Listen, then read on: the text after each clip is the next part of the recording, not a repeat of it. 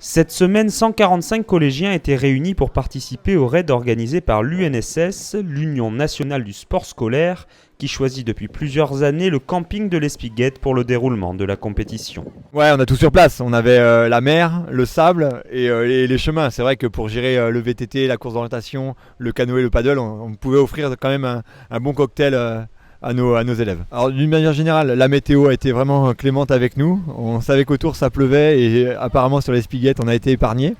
Ensuite, le comportement des élèves a été exemplaire, que ce soit sur les épreuves qu'à l'intérieur du camping. Là tout à l'heure on tournait autour de l'étang et les gens nous ont dit oh, vos enfants ils sont respectueux et ça c'est vraiment, ça nous fait chaud au cœur quand on organise une épreuve comme ça.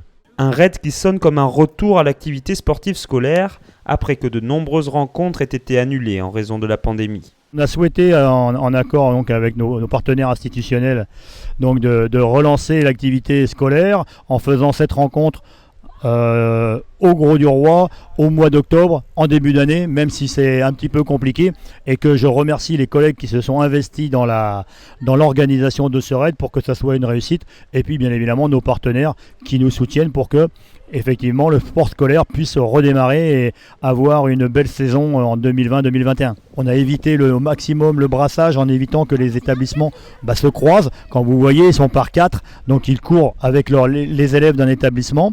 Donc là, il n'y a pas de brassage. Et puis au niveau de l'hébergement également, nous avons respecté les gestes barrières en les mettant par chambre et donc sans mixer les établissements entre eux.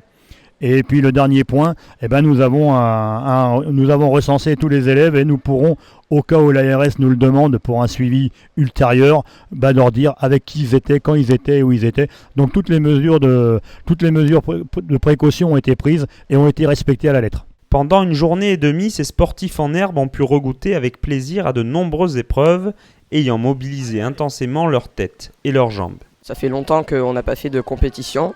Mais donc c'est bien de se remettre dans le jus. Les épreuves les plus dures, c'était le trail.